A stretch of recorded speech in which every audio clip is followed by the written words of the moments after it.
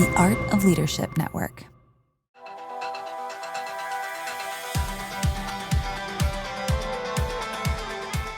Hey leaders, welcome to the Lead Culture Podcast. We're a part of the Art of Leadership Network. I'm your host, Jenny Catron, CEO of the Foresight Group. We're a company dedicated to helping leaders develop thriving teams. Each week, I'll be your guide as we explore practical strategies to equip you with the tools you need to lead with clarity, confidence, and build unstoppable momentum in your organization. My mission is to be your trusted coach, empowering you to master the art of self-leadership so you'll learn to lead yourself well so you can lead others better. Each week, we take a deep dive on a leadership or a culture topic. You'll hear stories from amazing guests and leaders like you who are committed to leading well. So let's dive in and keep learning on this leadership journey together. Friends, today I'm joined by a longtime friend, Scott Savage. Scott is pastor of Cornerstone Church in Prescott, Arizona. He is a writer who has worked with publications like Our Daily Bread, Relevant Magazine, YouVersion's Bible app, Moody Radio, Air One. So he's done a lot of really thoughtful writing, especially around the topic of leadership. Scott loves sharing about navigating wilderness seasons, forgiveness, our identity in Christ, and experiencing health in environments and workplaces. And today we dive into some pretty kind of intense topics of sorts. Scott's perspective is really helpful, really thoughtful, and very honest and vulnerable about a season of burnout that he went through. And he coaches us as leaders on if maybe we've been in burnout or feel like we might be close to burnout, gives some really thoughtful insight around that.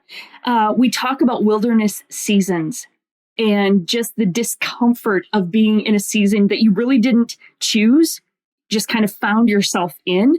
Really helpful there. And then he digs into healthy rhythms, especially for you and your team, for you as a leader, and then for your team. He talks about the importance of sabbaticals and gives us a little insight there, and also has a really helpful tool for you around creating a sabbatical policy for your team.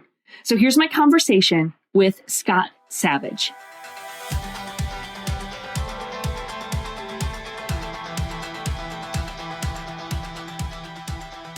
Scott, this feels like a long overdue conversation. You and I get to connect a ton on social media. We've known each other. I don't know. We've met in person now. Have we met in person? We have not. We've not met in person. I just missed you. You had just left Cross Point when I visited for the first time in 2015. Right. And then I was actually in Wisconsin, where you live, last year. That's but you were right. in Nashville, and I gave you grief about it. Yeah. We just crossed paths. So eventually awesome. It will happen in person. My team harasses me all the time. They say, you tell us that these people are your friends, but are they really your friends? And so I tend to use the term friend, I guess, too liberally, but I think it applies. It's one of those, we've connected and known each other for many years now. Mm-hmm. And then I go, I can't even remember for sure if we've met in person because, social media makes our world so small and video interaction makes it just possible to feel like we've actually met. But you're right. We've still got to make that happen. We do. Still got to make it happen. Well, I'm excited to connect with you. You and I share a lot of similar passions on all things leadership and healthy teams and all of that. But I'd love for you to tell more about your leadership journey, and maybe by even starting out with, what did early leadership look like for you? What kind of seats were you in early on in leadership? Give us a little bit of your backstory. Yeah. So in terms of my ministry experience, I got involved in a campus ministry at Grand Canyon University, which you've probably heard of from internet ads. GCU is a lot bigger than it was when I was there, but I got involved in a campus ministry and just got a seat at the table to start dreaming about how we could create environments for college students to worship. This was right at the beginning of the Passion movement. And so we had a citywide worship gathering we were coordinating. And so I got to kind of begin to cut my teeth there and got opportunities to begin to teach from there. And then I went on staff for 10 years at a large legacy church in Phoenix and started as the college pastor. Kind of came in after there had been a moral failure by the the predecessor. And then from there, just got tons of experience, a lot of it learning, frankly, what not to do. And models who, I was frustrated by, but people began to coach me, hey, you can learn as much from good models as you can bad models. Yeah. And so I just got a great opportunity to get lots of experience. I gave 250 sermons that a server got deleted, and all those sermons are gone. They're no longer on iTunes, but I am so happy because they were terrible sermons. And so I got a chance to cut my teeth when it came to preaching and when it came to leadership, being invited to sit at tables that I didn't belong at because of my title, but I had a relationship. Sure. And I had trust. And so I was invited to speak into things. And so that journey from college pastor to teaching pastor at that church over 10 years was both beautiful in the experience that I got and the growth and development I had from 21 to 31. Yeah. It was really difficult because we were a church in decline, and there was an unhealthy culture where passive aggressiveness was the primary method of communication, where there was a lack of accountability, where there was tons of responsibility, but no authority. Sure. And where, our church people, I love a lot of those people that I serve, but there was a really freedom to criticize the staff. And so I've never gotten emails and phone calls like I got there after making decisions or preaching. Wow. So worked through a lot of stuff in therapy and counseling to forgive and grieve. But I really feel like I got a gift in that experience to kind of get an education that went far beyond what I got in college and seminary. Yeah. Wow. Well, and like that being your first experience, it's fascinating that you stayed in church ministry work. It is really amazing. I'm the son of a very determined, loyal man. My dad was the pastor of the same church for over 41 years. He just stepped away in January. My grandfather worked until he was 91. He got a Silver Star in World War II. In the Battle of the Bulge, he defended his machine gun turret for 36 hours by himself against the Nazis. So there's a part of Savage Men that we are just loyal. We are hard-headed. We endure. But as I look back, I've got a lot of friends who are no longer in this, who went through similar experiences. I'm not better than them. I'm not stronger than them. For some reason, I'm still here. I'm still kind of trying to figure that out. Yeah. But I'm just grateful for God's grace that at times he protected me, at times he healed me, at times he sustained me. And there's a lot of people who I could list if I was winning an Oscar right now for helping me just stay in the game, not even get some sort of win or some trophy, but just stay in the game. Give it one more day. Yeah. Yeah. What was pastoring always a part of the plan for you? Like, was that a dream? No. When I was, so my dad was a pastor when I was a kid. I got into middle school. People started seeing things. They started speaking into me. Hey, we see this in you. We could see you doing this. And then when I was 14 years old, my dad had a stalker. This woman called our house every day, 3 times a day for 18 months.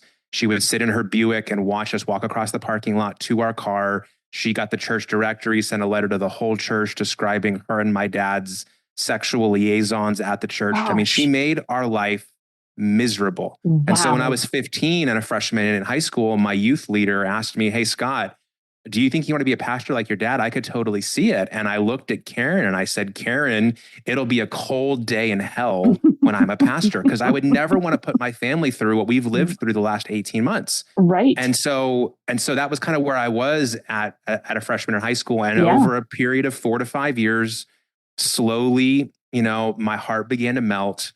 The hardness began to soften and I began to be open. And it was near my freshman year of college that I finally, came to the conclusion that I really felt called into vocational ministry. I don't know what that was going to be. I figured out later that it was, pastoring and then now lead pastoring, but it was quite a journey. And I definitely have seen both as a kid and as a young adult, the challenges and the dark sides of the church. I have my own church hurt stories. Sure. And so I think the only way that I'm here after living through all of that is that God is real. He called me. He's given me grace. And until my calling experience to go away from this is as strong as what got me into this, I'm just going to try to keep pressing forward one day at a time. Yeah. Good for you. Wow. What a crazy story. And as a teenager going, there's no way I want to do this, right? Like, there's no way. Fascinating. So remind me, how long have you been in the lead pastor role at Cornerstone, the church you're at now? 8 years. 8 years. Okay. What is sustaining you? Like, when I'm talking to really leaders of all kinds, but particularly ministry leaders, there's lots of burnout, the rates of burnout, mental health, all of those things are kind of off the charts in lots of leadership circles, but we're particularly seeing in data around pastors. So what's sustaining you? Like, what are you doing to stay healthy as a leader? Well, I went through burnout in 2012. I think I was 28 at the time. So I took a lot of experience from that, low moment now I've tried to continue to apply to how I lead. At that point, back in 2012, I was a first-time dad. I had a newborn at home. We were in the middle of a long transition. Our pastor had announced his retirement, but he was going to keep pastoring through the search, and it ended up taking close to 2 years for us to find a new lead pastor. And so everything kind of felt like it was on stasis and pause mode. We weren't going to make any changes, which meant we weren't going to make any progress. And so we were starting to see decline. And as a young leader, I didn't have a whole lot of patience for that. So I found myself overwhelmed and overworking, not taking care of myself, not sleeping, not exercising, not eating healthy, drinking too much caffeine. Lots of things that if, I was kind of on the outside of somebody else looking in, I could have pointed out all the flaws, but when you're in the middle of it, you can't see it. And so I took away from that, a lot of changes in habits and a lot of things that I try to pay attention to, but at its core, that burnout experience showed me that I intellectually believed that God loved me. But pragmatically, I think I was still operating from a way of trying to earn that love. And so I took a day away, and then when that burnout kind of hit its worst moment, and on that kind of first day away, I went back and read Brennan Manning's book, The Ragamuffin Gospel. And in that book, he talks about this moment. If you could sit across the table, like you and I are right now, and Jesus was sitting on the other side of the table, and he knew everything about me. He knew the good and the bad, my successes, my failures, my public sins and my private sins. He knew everything. He said, "What would you feel?" And the words that came to mind were shame, unworthiness, disappointment, despair, guilt, all these things, condemnation. And what Manning wrote in that book, he said, you would feel completely loved. And that idea just began a revolution in my heart that I feel like I'm still experiencing today, where I began to realize that God not only loved me, but he liked me, that he knew everything about me and he accepted me. And so I didn't have to operate in terms of my preaching or my writing or my leadership to earn something from somebody. The one who could give me it had already given me it, and I couldn't get any more of it than I already had right then. So for me, it's twofold. Staying in it is coming back to that identity as the beloved of Christ. And that no matter how many people show up on Sunday, whether the budget goes up or down, we build a new campus, we hire more staff, I get more likes or followers, I publish a book or don't publish a book, like I've already got what I'm going to get from God in spades. Right. And I'm not going to get any more of it. And then on the other side, I now have kind of a dashboard that I can look at when it comes to, okay, how am I sleeping? Am I actually off on my days off? Right. When am I exercising? When's the last time I took time off? Do I have my work email on my phone? Are my kids having to say, hey, Dad, can you put your phone down? Am I present with the people that I love? Do I have hobbies? Who's the last friend I hung out with that I wasn't calling a friend, but really we were discussing church business? We were just hanging out. Like those for me are the things that I now look at that kind of give me a sense of where I'm at and remind me that one day I won't be the lead pastor of Cornerstone Church. And I want to be a healthy, whole person then who's not losing his sense of self when a season of ministry ends. Yeah, that's so powerful. That's so powerful. How long did it take you to get back to a healthy place after burnout? What was that journey like? Well, part of what helped was we were leading a ministry and I realized I was burned out. We had a meeting. We were kind of around like a U-shaped table, the team was, and trying to navigate a really big decision. And there was kind of two different points of view in the room. and it kind of often happens, leaders, you'll know this moment, everybody looks to you like, hey, you're the leader. What are we going to do? Where are we going to go? What decision are you going to make? What do you think? And everybody looked at me at a certain point in the meeting, and I said, guys, I've got nothing. I don't know what we should do. I don't have any vision. I'm exhausted, and I just kind of trailed off. Wow. And there was a woman in the group who saw the burnout in me, and she just said, hey, time out. We're pausing this meeting. Scott, come sit in this chair right here. And she sat me in the chair, and everybody laid hands on me, and I just cried. I felt like I'd failed as a leader. Sure. And we ended up making the decision that we were going to shutter that ministry. It was a brutal decision. We ended up having to rewrite our will because of how some relationships changed in the aftermath of that. But what that did is it created the longest period I had, 9 months in my ministry career, where I didn't preach. Wow. So it was close to a year before I felt like I was fully back. Sure. But that first 9 months was me kind of stepping away from what had become a burden in terms of preaching, and allowed me to then begin to regain some healthy rhythms. My counselor is often to remind me that the healing has to go as deep as the wound, and the rest has to go as deep as the exhaustion. And the hard part is that we get exhausted so much faster than we rest, and we heal so much slower than we get hurt. And so a lot of us get impatient with the process.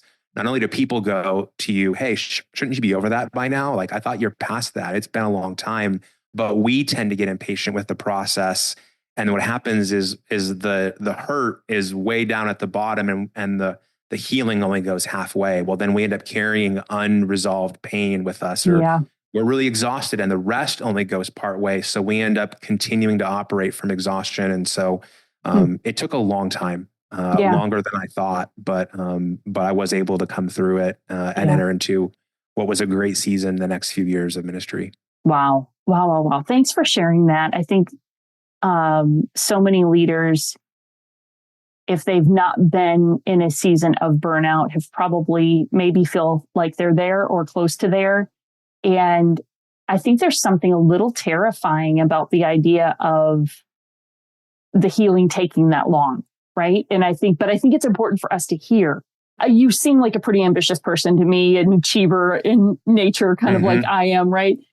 And so how did you get comfortable with the not doing? Like in your case, you weren't preaching for 9 months. And, again, our identities get so wrapped up in what we do, which I think is part of what leads to burnout sometimes. How would you coach a leader that is like, am I in burnout? Am I about to be in burnout? How do I get comfortable with the patience required for healing? If, I'll let you kind of pick that up from there. Yeah. I mean, so I think that burnout happens kind of like bankruptcy, slowly and then all at once. Yeah. And so often what happens is that you're kind of moving towards it, but you don't realize it, or maybe you're in denial about it. Yeah. And then it happens then very quickly. And that's what often happens as leaders. If we're not in burnout, someone comes to us and they're in burnout, and it's like, hey, like, I didn't see this coming, or like, this seems to be very sudden. Like, if you're using the word burnout, that's a pretty big thing. You've probably been building towards it for a while. Right. And so I think if you're not attentive to the warning signs, or you've been resisting dealing with it because it brings up some stuff that you just can't face or accept, the challenge is that, it's tough at a certain point to stop it from tipping over. So I would encourage you to pay attention to your relationship with God. When you open scripture, are you ever opening it without an agenda? Or are you only opening it for some sort of purpose? For me in that season, I wasn't opening the Bible for me. I was only opening it to write sermons, to prepare devotions, to do things for others. And it stopped feeding me. I'd encourage you to take time thinking about your health, your physical, mental, emotional, spiritual health. The one job you cannot delegate to somebody else is your health. And if you don't take care of you and you're not healthy, you can't serve anybody else. So, are you getting sleep? How much caffeine are you drinking? Do you have an exercise habit to get, your body moving? And And then taking account of things that move into mental and emotional health. What's your stress level like? How much anxiety are you kind of living with on a regular basis? When's the last time you had a panic attack? Like paying attention to those things that weren't part of the vernacular when I burned out in 2012, but certainly are part of the world we live in today. I think paying attention to those things that can help you kind of see pre-burnout. If you are in burnout, though, I think what you have to realize is that your choices are limited in this moment. Not everything is available to you that was available before. And so now that you're here, the decisions that you make are really limited. Do you want to have a future in this? Is that what you need to do? I have a friend, we were sitting having lunch earlier today. He went through burnout several years ago as a pastor, and he ended up changing careers. And he's still very much involved in ministry, but it looks very different for him. And he just realized it needed to change. So you may not have every option in front of you when you're in burnout the way that you do before, but you may need to make a choice there. And I would say certainly if you're all the way in burnout, you should not be making these choices alone. What burnout does is it twists our ability to perceive reality. If you had perceived that you were headed towards burnout, you probably would not have ended up in burnout. Ended up there. And so you need to, you want to do all you can to not make big choices, but sometimes you have to. And if you do, bring in wise counselors, people who can see what you can't see, because those decisions you make in that season are really going to change the trajectory of your life. And so, but I do believe that God uses people on the other side of burnout. Burnout is not the end of your usefulness and your purpose. But it's going to take a while to recover from what you've been through to be able to put you in a position to continue to serve and help others. That's really helpful. That's really wise, Scott, and just the encouragement there. You also talk a lot about wilderness seasons. So speak to that. What does that look like? What's the distinction between being in burnout and maybe like what a wilderness season has looked like for you? Yeah. So I define wilderness as a place or a set of circumstances. So it's either somewhere you are or something you're in the middle of experiencing that challenge us, that test us and stretch us, often as the result of an event that we didn't choose. So most people that we see in scripture and most people that I know personally, they didn't wake up one morning and said, hey, I want to go through the wilderness. It kind of shows up the way that a conflict or a crisis does in your favorite epic movie. I mean, Bilbo famously says and Frodo says, like this thing didn't choose me. I wish this ring hadn't come to me. And that's how a lot of us feel about wilderness. We didn't choose it. It kind of came upon us. And now we're being tested and challenged and stretched in ways that we never thought possible. But throughout the scriptures, the wilderness was the place where people experienced God's presence, God's power, God's preparation for the future, and the intimacy and the connection that I think all of us want. Last year, the best book that I read was Arthur Brooks' book, From Strength to Strength. And in that book, he talks about some research that was done that on average, a person goes through a crisis every 18 months.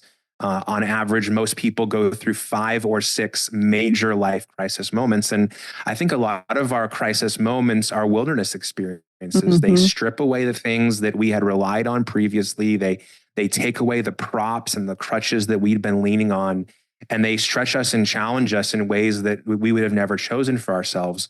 At the same time, when people tell you the story of their life, like I did earlier with my dad's stalker, they tell stories like that because it's those stories and those moments that shape us and mold us into the people that we are. And it's inexplicable to tell who we are and what we're about without those stories. And so I think wilderness is often a gift that God gives us, but it shows up in a package that we didn't expect. And in the same way that on Easter morning, you're looking underneath the tree and you're seeing the presents. Oh, I'm excited for that one, but that one over there is wrapped in cartoons from the newspaper. I'm not sure I really want that. It doesn't look very good. We often reject wilderness when it comes in our lives, only to discover later that it was the answer to our prayers. We've been praying, God, I want to feel your presence. God, I want to live a life of purpose. God, I want to feel you closer to me. Okay, So what if that happens in the middle of a place or a circumstance like wilderness?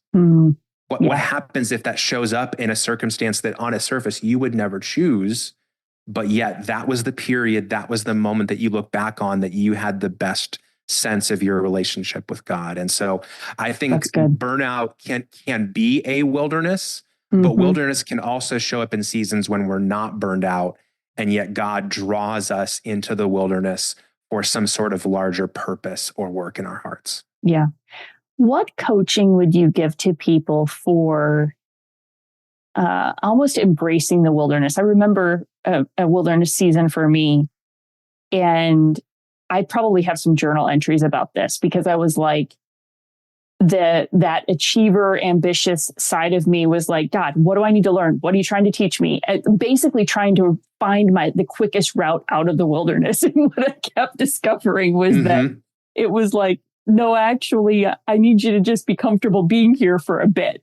But I, in my nature, kept just trying to find, what do I need to do to get out of here? Like, how do I get out of here what's the fastest route out of this place?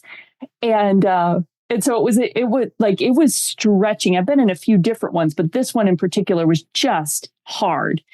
And I remember just having arguments with God about just wanting to, find the quickest way out. And that was not the path he had me on. So how do you coach leaders in those wilderness seasons? Well, I think that the first thing that I would say is I can relate to this. I wrote a devotion plan for YouVersion last year called Get Me Out of the Wilderness, because that was my language when I was in the middle of it.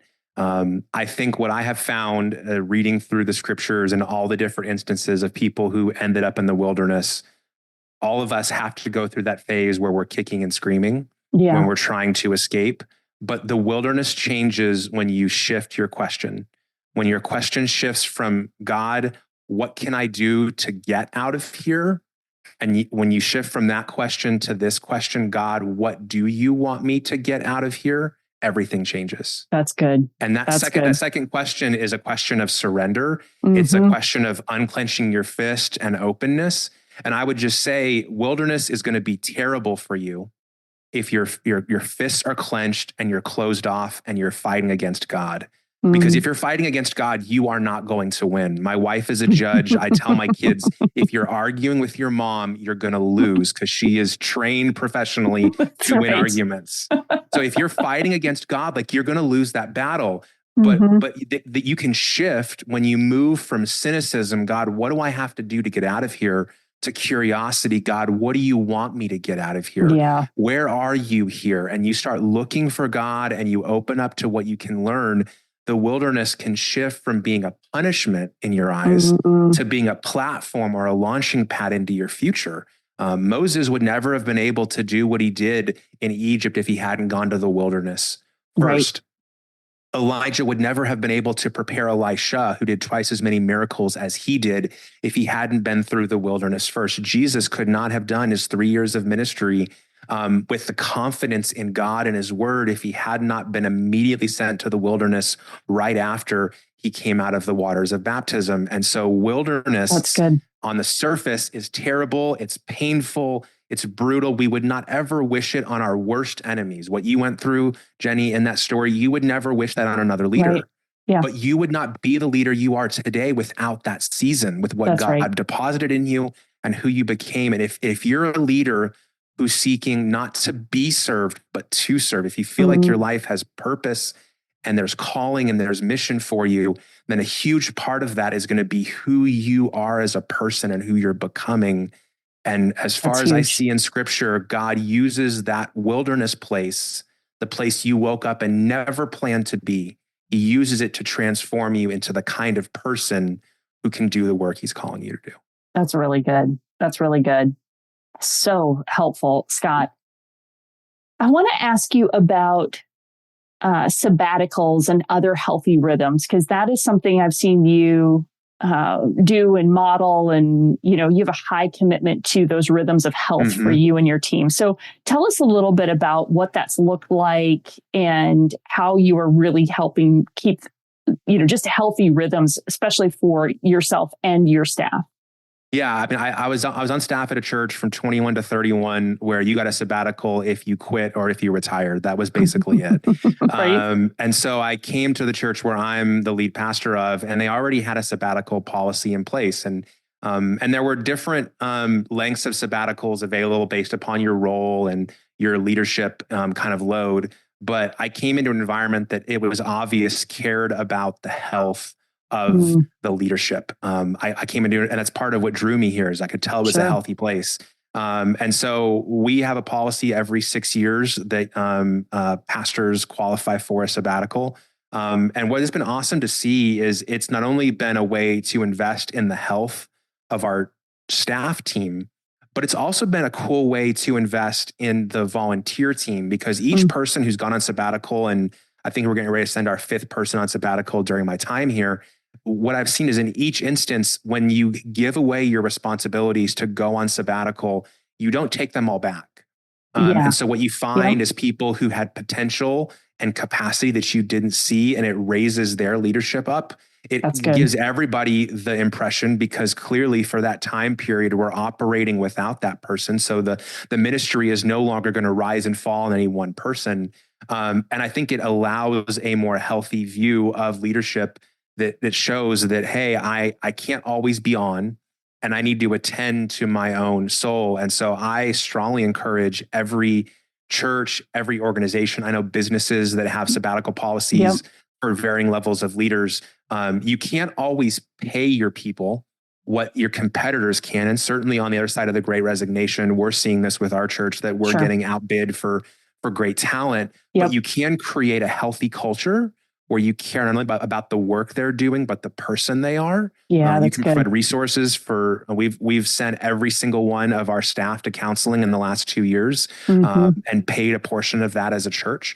You can give your team a sabbatical where not only you're giving them that time to rest, but also investing in the healing and the reparative and rehabilitative work they're doing while they're away. And you can create a culture where there's boundaries, where people are actually off and they're not bothered while they're off, where they have, do not disturb on their phone, and they don't need to answer the call because they're not afraid of what you're going to say if you don't answer.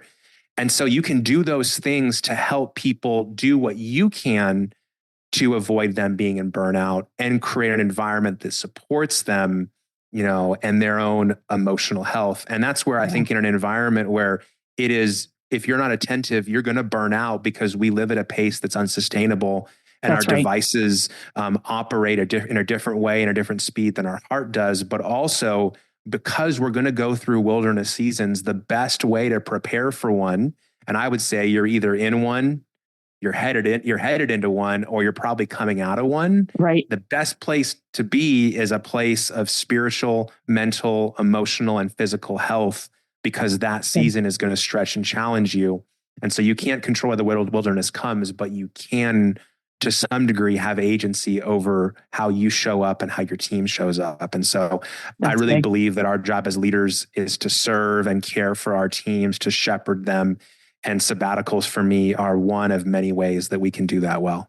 Yeah, that's so powerful. And I love what you said there about, even in the preparation for sabbatical, there's a releasing, right? You're having to give responsibilities away.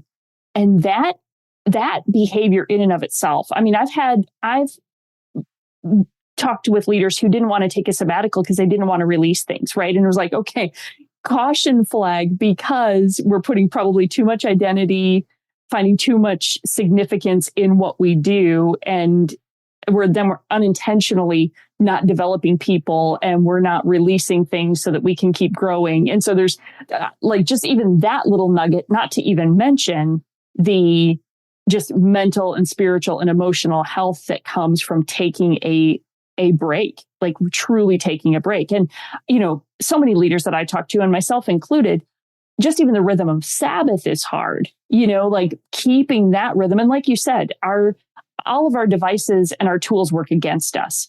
And so I feel like now we have to fight even more deliberately for the appropriate boundaries and creating work cultures. One of the things I'm noticing right now, and you and I mentioned this in some email conversation before we did the podcast, but even the hybrid work dynamics are creating, nobody knows how to do their work-life boundaries anymore because it's all so integrated. And so as leaders, we've got to help set some boundaries, set some parameters, reset the expectations, because people are just assuming they need to be on all the time. So unless we're helping shape that, it's what's leading to the sense of overwhelm that could also lead to the burnout and so forth. And so I just love what you're modeling as a leader, saying, building those healthy rhythms, sabbatical being a really key one, but you rattled off a bunch of other things that sounds like you guys do in your culture to help set healthy rhythms as an organization. I think that's so powerful. We have a core value called pursuing health together.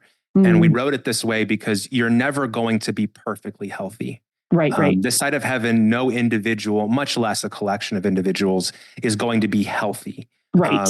That's great. That's the target we're pursuing. We're never going to achieve it.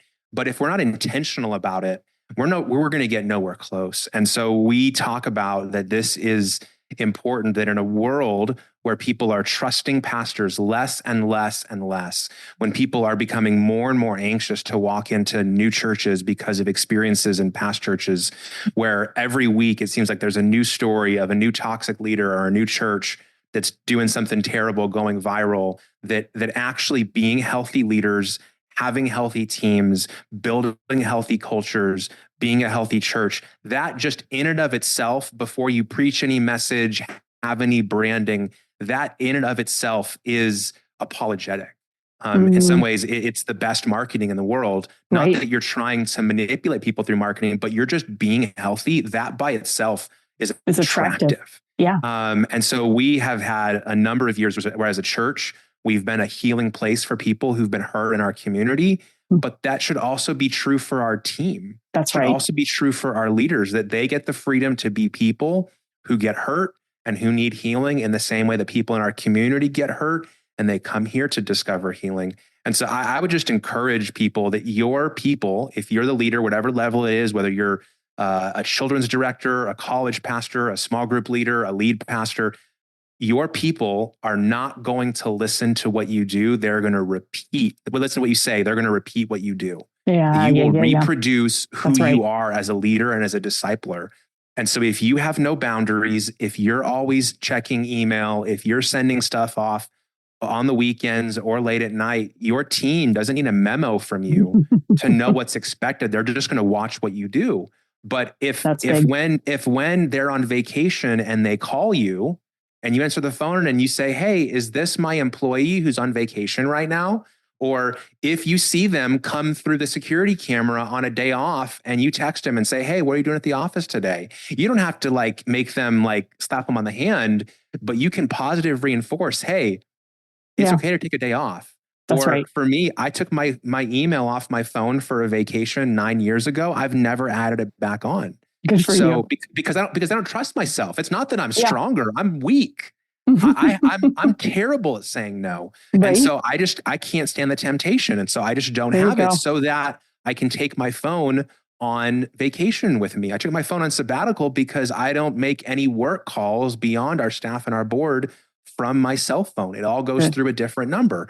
And so I just think you have to build those boundaries in. And at times it'll look weird if your people are going to catch that vision and they're going to begin to mimic the way you live, so that you can actually do this for the long haul. That's right. And lead people to taste and see that the Lord is good and experience his love.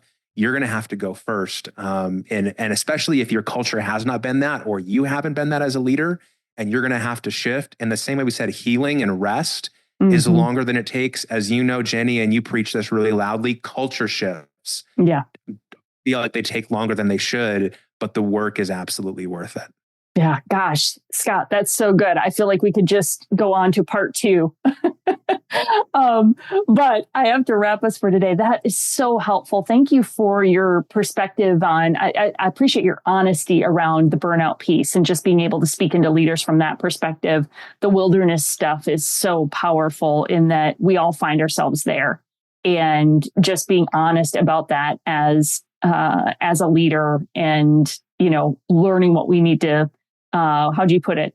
God, what do you want me to get out of here? Out of this experience? What's in it for me in this moment is so helpful. And then finally, just these rhythms, we just kind of scratched the surface on it, but really helpful to hear your perspective on how you're leading yourself and leading your team in rhythms that are just restorative and sustainable. That's the big piece. So I know you have a resource for everybody. I'd love to give you an opportunity to share that, as well as just tell us, how can we connect more with you?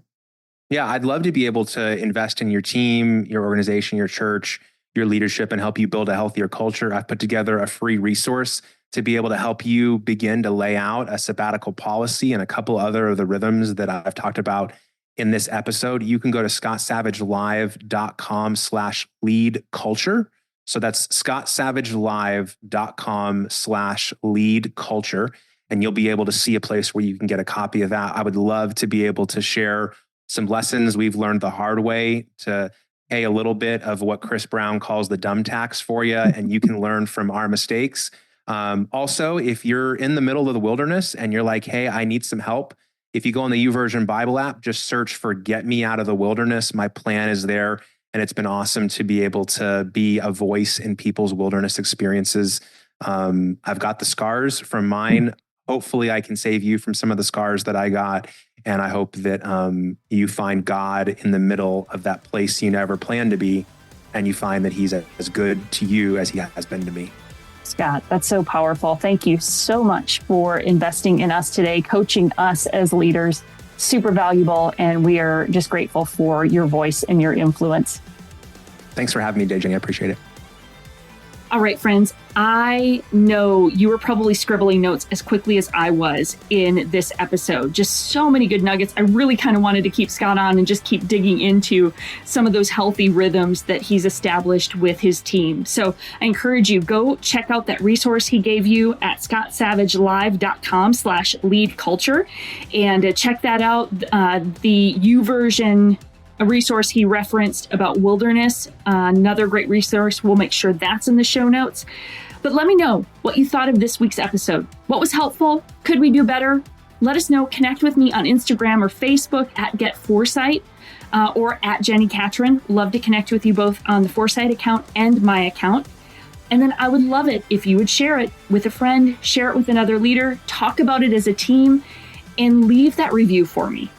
Guys, it is so helpful when you leave a review, when you give us those 5 stars, letting us know that we're doing good work that's helping you lead well, helping you lead culture. And if you're looking for even more leadership resources to help you and your team thrive, be sure to sign up for our free weekly Insights newsletter at getforesight.com. That's GET4SIGHT.com. You'll get a weekly email from me with articles on leadership, culture, just keeping you in the know on the things that we are learning from and how we're growing as a team here at Foresight as well. So thanks for listening today. Keep leading well, and we'll see you next week.